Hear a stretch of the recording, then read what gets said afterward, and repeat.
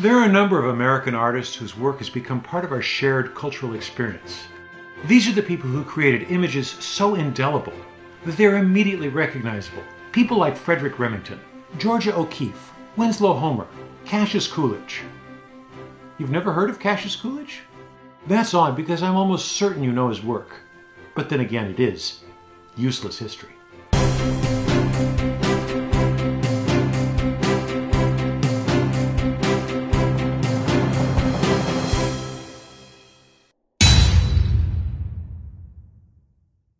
Before we begin, I should explain that the topic of this episode lends itself to some very easy and very bad jokes. This is why our production crew has insisted that I wear this shock collar, so I can assure you, under pain of electrocution, that there will be no bad puns. Cassius Coolidge grew up in a family of abolitionists in western New York. He avoided service in the Civil War, probably because of his Quaker heritage and nonviolent beliefs. He held many jobs, including banker, newspaper reporter, and pharmacist. He also wrote operas, illustrated several novels, and ran a successful mail-order business. But those are not what he's remembered for. This is what he's remembered for. And this. And this. And considering the impact these works have had on our culture, learning about the man and the works is certainly worth a brief pause. That doesn't count! I said pause! P-A-U-S-E! If Coolidge had grown up elsewhere, things might have worked out differently. But being in Rochester, New York, home of Kodak founder George Eastman, it wasn't surprising that he was an early adopter of photography. Cameras were new, they were hard to operate and expensive. People took photographs of important, solemn events. Cassius Coolidge didn't do solemn. He was one of the first to see the potential for humor in this new technology.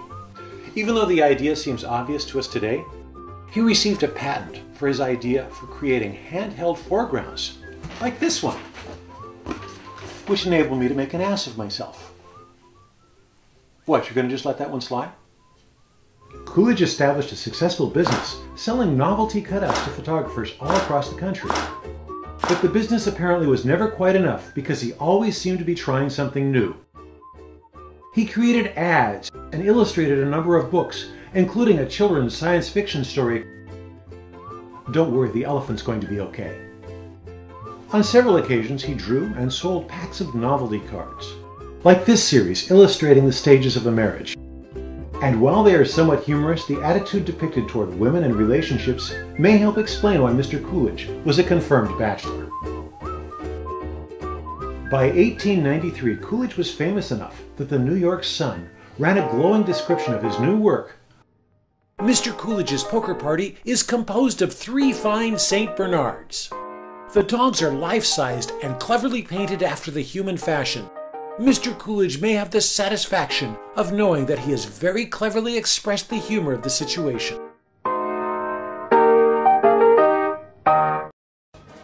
Coolidge's dog paintings were probably intended as parodies of the animalier movement in art, already popularized by painters such as Englishman Edwin Landseer.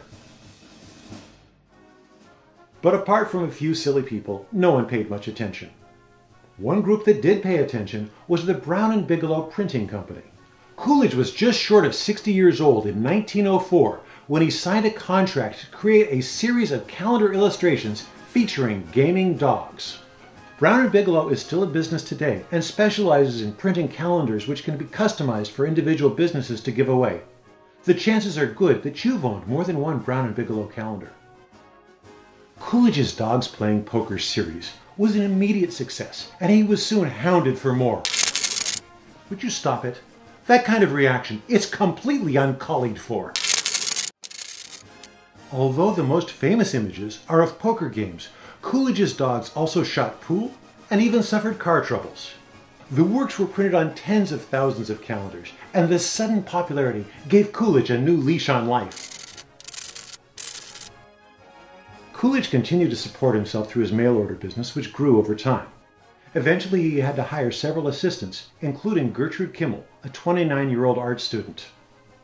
He was a confirmed bachelor, but that was not the biggest of their differences. She was a cat person. They were soon married and had a daughter who lived until 2007. Coolidge never made a great fortune, but he was always at work on his next crazy idea. He wrote 3 operas, including the only one known to have been produced, King Gallinipper, the story of an effort to reach a negotiated settlement with a horde of mosquitoes. Today, Coolidge's paintings are in the public domain, and you can still find them on calendars, as well as coffee cups, neckties, t-shirts. They have adorned bars and college dorms and have been studied by experts. One group is convinced they contain important symbols and are really coded messages for the Masonic Lodge. There have been many knockoffs and parodies, and in 2005, 2 of the original paintings created for Brown and Bigelow were auctioned off.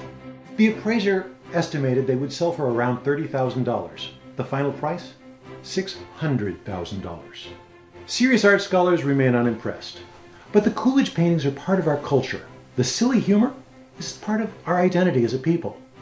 In some ways, Coolidge had an artful life, and this kind of humor helped prevent him and all of us from becoming total Basset cases. Oh! Are you gonna just leave me here lying in a poodle of my own blood?